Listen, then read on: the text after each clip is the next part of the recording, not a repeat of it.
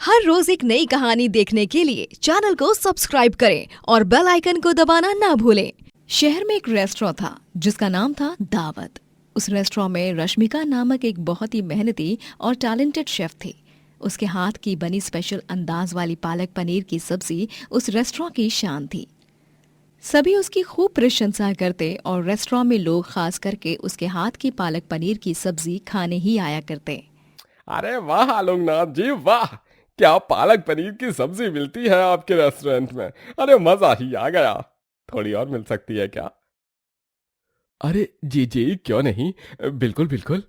अरे भाई आपके रेस्टोरेंट के शेफ के हाथों में सच में जादू है, जादू। वरना इतना स्वादिष्ट खाना कोई नहीं बना सकता। शुक्रिया सर। रेस्टोरेंट का मालिक आलोकनाथ भी रश्मिका की खूब तारीफ किया करता, क्योंकि आखिर रश्मिका के कारण ही तो उसका रेस्टोरेंट चल रहा था। रश्मिका मैम, आप इतनी टैलेंटेड शेफ हो। सच में आपको देखकर बहुत प्रेरणा मिलती है हमें। मुझे जब भी कोई डाउट रहेगी मैं सीधे आपके पास चली आऊंगी। ठीक है Rashmika ma'am? Yes dear, no problem. तुम कभी भी मेरे पास आ सकती हो। I will definitely help you out. Rashmika स्वभाव से भी बहुत अच्छी थी। सभी उसके हाथ की बनी पालक पनीर को खाकर चकित ही रह जाते, क्योंकि उसका स्वाद एकदम अनोखा और मानो लाखों में एक था। आलोकनाथ भी रश्मिका से ये सवाल पूछ पूछ कर थक चुका था। मैं तो इस रेस्टोरेंट का मालिक हूँ रश्मिका। अब क्या तुम मुझे भी नहीं बताओगी कि आखिर तुम्हारी स्पेशल पालक पनीर की रेसिपी क्या है? सर, मेरी रेसिपी सिर्फ मुझे ही पता है। अगर आपको रेसिपी जाननी है तो चलिए निकालिए 100 करोड़ रुपए। उतनी महंगी है वो रेसिपी। Very funny. सब कुछ अच्छा चल रहा होता है, लेकिन एक दिन रेस्टोरेंट में एक नई शेफ आती है जिसका नाम माया होता है। माया एक घमंडी लड़की होती है और वो किसी से सही से बात भी नहीं करती। वो देखती है कि रेस्टोरेंट का पूरा स्टाफ बस रश्मिका के नाम की माला जप रहा है, जिसके बाद उसे रश्मिका से बहुत जलन महसूस होने लगती है। ये रश्मिका है क्या?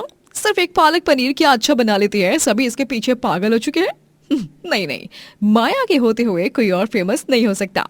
मैं उस रश्मिका की बच्ची का बाजा बजा कर ही रहूंगी और उसे इस रेस्टोरेंट से निकलवा कर ही रहूंगी। कैसे, कब, किस तरह, वो सब मुझे अच्छी तरह पता है। माया ठान लेती है कि वो अब रश्मिका को दावत रेस्टोरेंट से बाहर निकलवा कर ही रहेगी। इसीलिए एक दिन वो चुपके से रश्मिका की पालक पनीर में एक हानिकारक जानलेवा पाउडर मिला देती है। अब देखना क्या होगा आगे आगे। जब कस्टमर इस जानलेवा पालक पनीर को खाएंगे तभी आएगा भूचाल, वो भी बेचारी निर्दोष रश्मिका की जिंदगी में। रश्मिका जब कस्टमर को वो पालक पनीर की डिश सर्व करती है तभी उसे खाकर एक आदमी खून की उल्टी करता है और उसके बदन का रंग भी बदलने लगता है। सभी की हवाइयां उड़ जाती हैं। उस आदमी की बीवी बहुत घबरा जाती है। ओह नो, हबी, हबी ये तुम्हें क्या हो रहा है? ये सब इस पालक पनीर को खाने की वजह से हुआ है। कहाँ है इस रेस्टोरेंट की वो पालक पनीर क्वीन? रश्मिका, रश्मिका जल्दी से यहाँ आओ। ये सब क्या है रश्मिका? तुम पर हमने इतना आंख बंद करके भरोसा किया और तुम्ही ने ये इतना बड़ा विश्वासघात किया। बहुत बुरा किया बेटा तुमने। आज तुमने किसी की जान लेने की कोशिश की है। तुम्हें जरा सी भी अकल है? ये आप क्या कह रहे हैं सर? सर मेरा यकीन कीजिए, मैंने ऐसा कुछ भी नहीं किया है। इनफैक्ट मेरे पास तो मिलावट करने के लिए कोई हानिकारक जानलेवा चीज़ है ही नहीं। मैंने कोई जानलेवा मिलावट नहीं की है मैडम जी। मैडम जी मेरी बात तो सुनिए। चुप हो जाओ तुम, मुझे बेवकूफ समझ रखा है क्या? अरे मैं तुम जैसी लड़कियों को अच्छे से जानती हूँ। अगर मेरे पति को हॉस्पिटल ले जाने तक कुछ कम ज्यादा हुआ ना तो मैं तुम्हें छोड़ूंगी नहीं, इतना याद रखना। और हाँ, अपने बोरिया बिस्तर अभी से ही पैक करके रख लो, क्योंकि मैं तो तुम्हें इस शहर में कोई काम करने नहीं दूंगी। हर रेस्टोरेंट तक ये खबर फैलाऊंगी मैं। हाँ। एम्बुलेंस आती है और वो औरत अपने पति के साथ बैठकर वहां से चली जाती है। रश्मिका अभी तक स्तब्ध थी। उसे समझ ही नहीं आ रहा था कि ये सब आखिर चल क्या रहा है। आलोकनाथ भी गुस्से से रश्मिका को खरी खोटी सुनाता है। क्या फायदा? तुमने जितनी इज्जत कमाई उतनी एक झटके में मिट्टी में मिला दी और साथ ही साथ अब मेरे रेस्टोरेंट का नाम भी खराब कर दिया। अब वो औरत तुम्हें छोड़ेगी नहीं। बेचारी का पालक पनीर इसी पर भारी पड़ गया। और बनो ना बड़ी महान।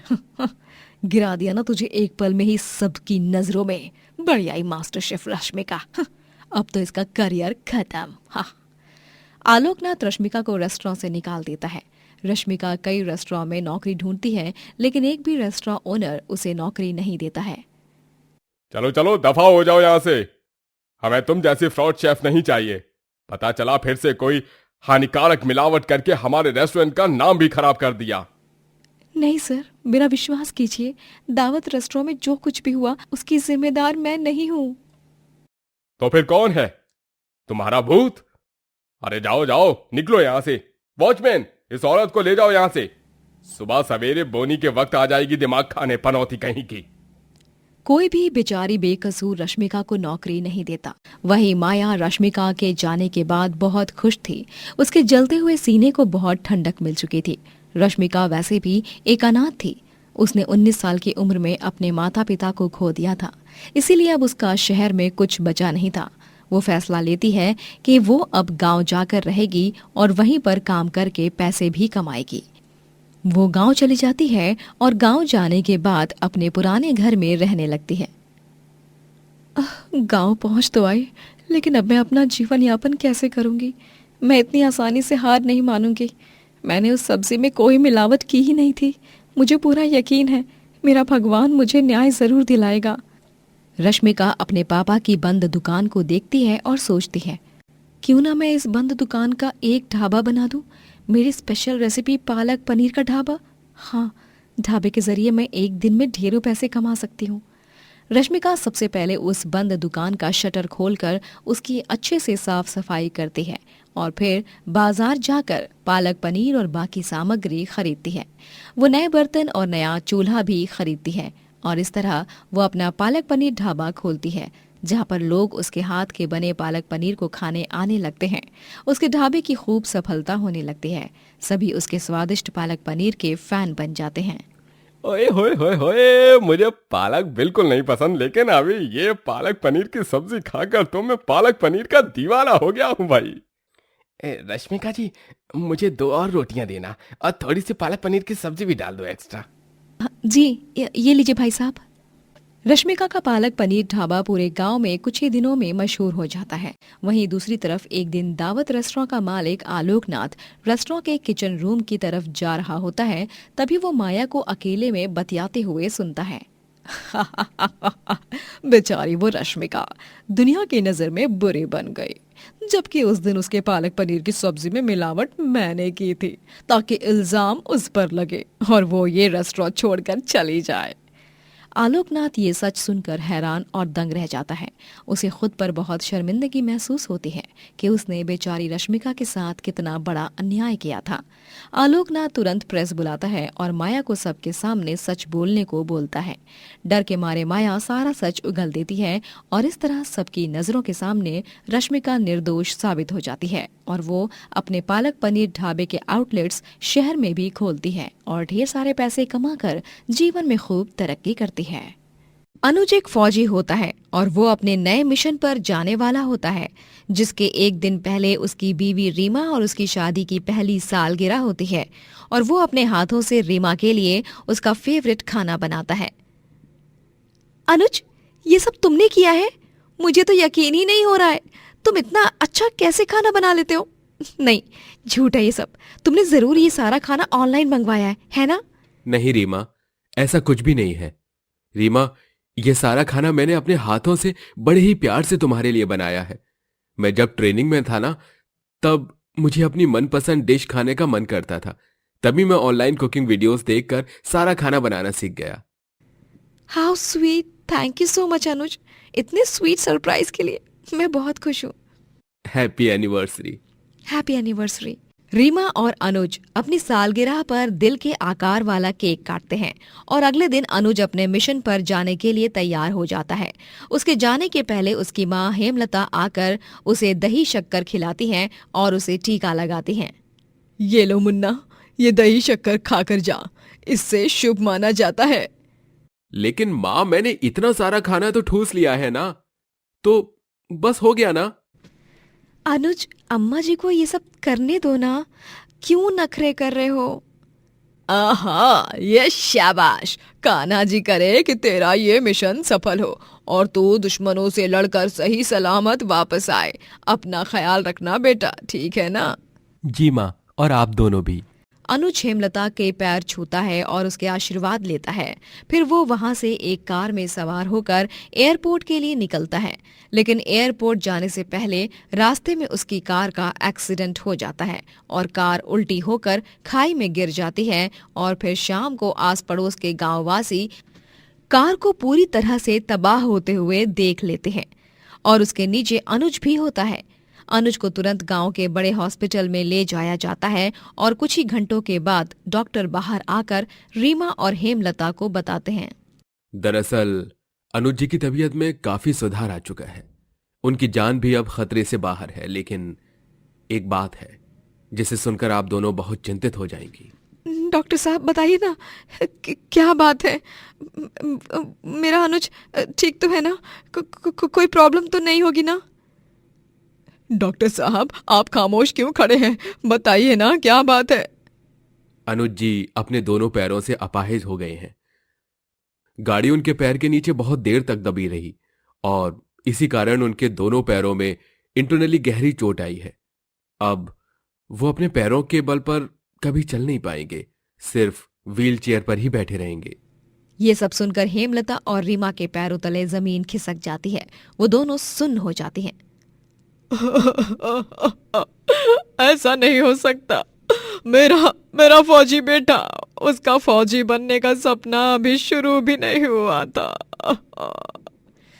माँ जी, संभालिए अपने आप को।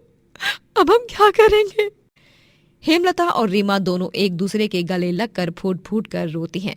वहीं 2 दिन बाद अनुज को डिस्चार्ज मिल जाता है और वो अब हर वक्त व्हील चेयर पर ही रहता है। वो अपने फौजी के यूनिफॉर्म को देखता है और बहुत रोता है। मेरा सपना अधूरा ही रह गया। इतने सालों की मेहनत, इतनी दुआएं, सब कुछ खत्म हो गया। ना मुन्ना, इस तरह हिम्मत हार जाएगा तो कैसे होगा?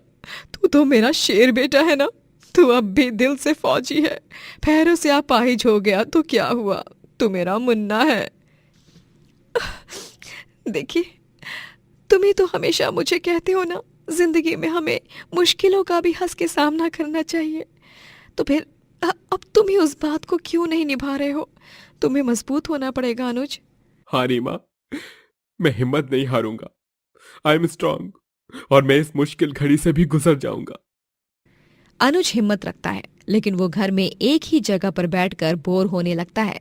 वो बहुत सी चीजें करता है जिससे उसका वक्त गुजरे, लेकिन फिर भी उसे जीवन में कुछ न कुछ तो करना था। वो जज्बा अब तक उसके अंदर कायम था। एक दिन अचानक से उसके दिमाग में एक अजीब सा सुझाव आता है।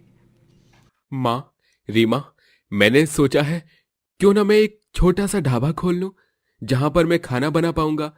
इससे मैं पैसे भी कमा लूंगा और साथ ही साथ कुछ बन भी जाऊंगा जिंदगी में। लेकिन अनुज, ये सब कैसे पॉसिबल है? ढाबा कहाँ खोलोगे? कुकिंग कैसे करोगे? नहीं, तुम ऐसा कुछ भी नहीं कर रहे हो। फाइनल? और नहीं तो क्या, डॉक्टर साहब ने तुझे आराम करने के लिए कहा है, तो उनकी बात को मानना। लेकिन माँ, रीमा, मेरी पूरी बात तो सुन लीजिए पहले। मैं ढाबा अपने घर के आंगन में ही खोलूंगा। और रही बात कुकिंग की, तो वो तो मैं व्हील चेयर पर बैठे बैठे भी कर सकता हूं ना। मैं एक हेल्पर को रख लूंगा साथ में। प्लीज मुझे ये करने दो। कुकिंग मेरा पैशन है, मेरी थेरेपी है।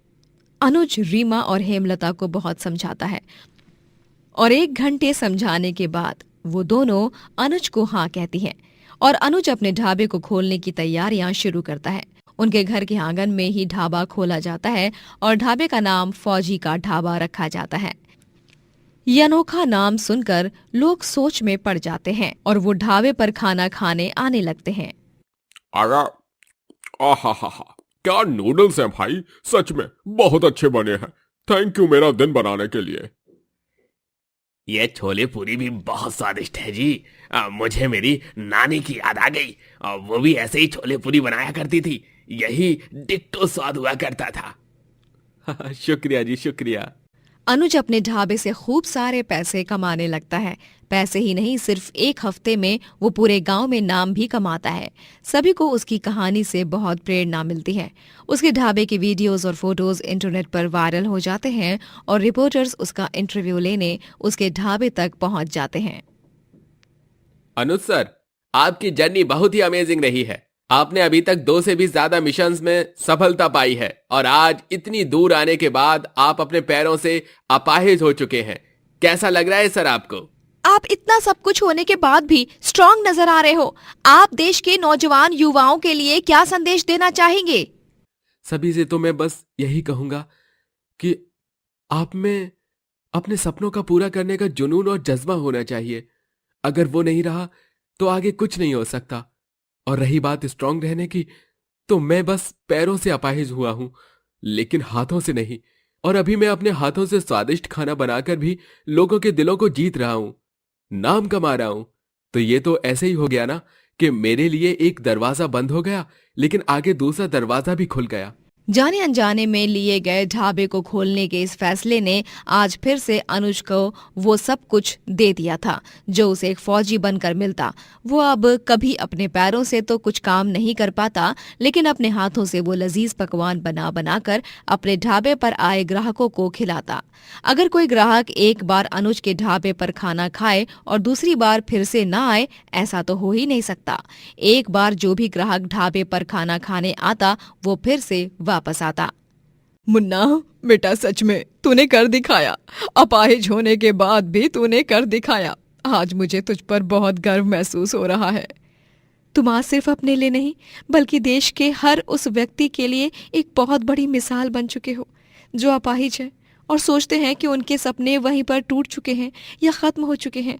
लेकिन असल में ऐसा नहीं होता। अगर ठान लो तो सब कुछ मुमकिन है।